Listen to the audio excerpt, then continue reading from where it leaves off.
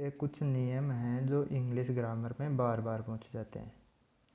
ये नियम एकदम गोल्डन रूल हैं जो आप एयरपोर्ट्स में बार बार असफल हो रहे हैं। जैसे फर्स्ट रूल है द रीजन वाई के बाद में हमेशा डेट का यूज़ किया जाता है, लेकिन एग्जामिनर हमें एग्ज़ाम में बिकॉज ऑफ, ड्यू टू का यूज करके देता है। और एरर के क्वेश्चन में यह ज़्यादा से ज़्यादा बार बार पूछा जा रहा है। जैसे हम एक एग्जांपल लेते हैं, the reason why I could not reach on time was because my car got stuck in heavy traffic jam, no error.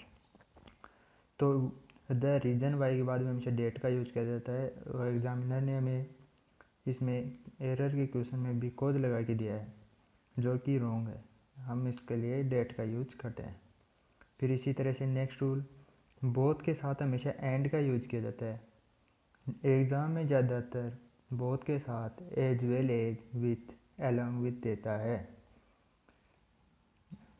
So guys, हमें इस रूल का ज़्यादा से ज़्यादा ध्यान रखना है। बोथ के साथ हमेशा एंड का यूज किया जाता है। जब दो सब्जेक्ट्स बोथ एंड से जुड़े हो तो वर्ब प्लूरल और प्रोनाउन भी प्लूरल देर ही आता है। जैसे एग्जांपल लेते हैं हम, both Ram and Shyam have done her home work.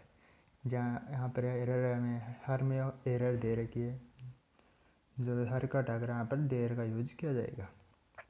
इसी तरह से थर्ड रूल है the comparative plus of the two. तब हम कंपेरेटिव के पहले द लगाते हैं। The plus superlative degree of the 3 4 unknown है, यहाँ पर मतलब दो से ज़्यादा है, उसके लिए हम सुपरलेटिव डिग्री यूज करते हैं। जैसे एग्जांपल लेते हैं हम, she is the elder of the 2 sister. यहाँ पर दो की बात की जा रही है, इसलिए एल्डर के पहले हम द का यूज करें। नेक्स्ट एग्जांपल है, Anjali is the singer of the 6, मतलब गुड वेल बेस्ट में किसका यूज किया जाएगा, बेस्ट का यूज किया, क्योंकि इसमें दो से ज़्यादा की बात की जा रही है। नेक्स्ट रूल है little, few, hardly, scarcely, rarely. ये नेगेटिव वर्ड होते हैं और इनका क्वेश्चन टैग हमेशा पॉजिटिव बनता है। अगर सेंटेंस में ये सब यूज दे रखे हैं तो इनके अलावा कोई नेगेटिव सेंटेंस वाक्य में नहीं रह सकता। जैसे एग्जांपल लेते हैं हम, few people new the information. तो इसका क्वेश्चन टैग बढ़ेगा डिड दे। मतलब यहाँ पर वर्ब की सेकंड फॉर्म दे रखी है, तो हमेशा डिड और जो नाउन प्रोनाउन है उसका हमेशा प्रोनाउन ही यूज किया जाता है। नेक्स्ट रूल है cattle, police, poultry, gentry, peasantry, cavalry, infantry, people. ये हमेशा प्लूरल वर्ब ही आती है, क्योंकि ये प्लूरल वर्ड होते हैं और एग्ज़ाम में हमेशा हमें कभी कभी इनका प्लूरल पूछ लिया जाता है, जो कि इनका प्लूरल है, खुद ही प्लूरल होते हैं। चलो फिर हम एग्जांपल लेते हैं, the gentry of the town were invited. यहाँ पर जेंट्री का यूज किया गया, इसलिए हम टाउन के आगे वर का यूज कर रहे हैं। नेक्स्ट एग्जांपल है द कैटल इज या are grazing in the field. तो इसमें कैटल का यूज हो रहा है, इसके लिए हम हमेशा प्लूरल वर्ब का यूज करते हैं, तो आर का यूज किया जाएगा। नेक्स्ट एग्जांपल है avail, enjoy, absent, present, hurt, acute, blame, pride, decision, introduce, assent, adept. ऐसे वर्ड हैं, ऐसे वर्ब हैं, इनके बाद में हमेशा में रिफ्लेक्सिव प्रोनाउन का यूज किया जाता है। ये अपने साथ रिफ्लेक्सिव प्रोनाउन का यूज कर रिफ्लेक्सिव प्रोनाउन को लेते हैं। जैसे एग्जांपल है I enjoyed my self. Object पर नेक्स्ट एग्जांपल है I enjoyed my self the party. यहाँ पर माई सेल्फ का प्रयोग नहीं होगा, क्योंकि ऑब्जेक्टिव हो तो रिफ्लेक्सिव प्रोनाउन का यूज नहीं होता है। फिर नेक्स्ट एग्जांपल है I enjoyed my self in the party. Preposition से पहले रिफ्लेक्सिव प्रोनाउन का यूज हो सकता है। नेक्स्ट एग्जांपल है ही इंट्रोड्यूस मी। यहाँ पर रिफ्लेक्सिव प्रोनाउन का यूज नहीं है क्योंकि मी ऑब्जेक्ट हमें दे रखा है। नेक्स्ट एग्जांपल है he introduced himself, he introduce myself to Rajiv. मतलब रिफ्लेक्स हमें प्रीपोजिशन दे रखी है, प्रीपोजिशन के साथ हम रिफ्लेक्सिव प्रोनाउन का यूज कर सकते हैं। नेक्स्ट एग्जांपल है he was introduce to his group.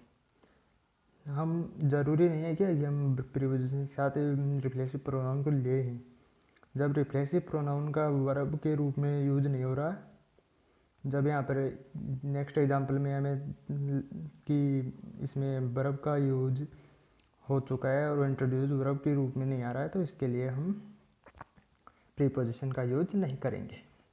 चलो, जब सब्जेक्ट और ऑब्जेक्ट अलग अलग हों तो हम ऑब्जेक्टिव का यूज करते हैं।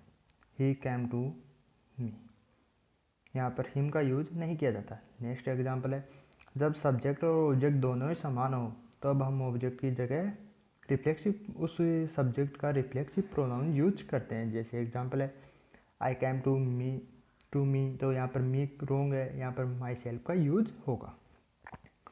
उसी तरह से नेक्स्ट एग्जांपल है 10 people they are fighting among them, तो 10 पीपल मतलब वे बहुवचन हो गए, तो इसलिए हम यहाँ पर दे मान सकते हैं और इसका रिफ्लेक्सिव प्रोनाउन देम सेल्फ होगा। नेक्स्ट रूल है जैसे पास्ट सिंपल टेंस दे रखा है, उसके बाद में हमें आफ्टर और उसके बाद में पास्ट परफेक्ट टेंस। इसका हम अगर ट्रिक भी लगाना चाहिए तो ऐसे लगा सकते हैं भाई, पास्ट सिंपल पहले आता है, आफ्टर के बाद में पास्ट परफेक्ट आता है। उसी तरह से पास्ट परफेक्ट टेंस उसके बाद में बिफोर, फिर पास्ट सिंपल टेंस का यूज़ किया जाता है। अब हम एग्जांपल देखते हैं Mahesh went home after the finish his work, तो हम यहाँ पर आफ्टर दे रखा है, उसके पहले सेकंड फॉर्म दे रखी है हमें, मतलब पास्ट इंडेफिनिट दे रखा है, तो उसके बाद हम हेड थर्ड फॉर्म लगाते हैं, जिसके लिए हेड फिनिश्ड हो जाएगा।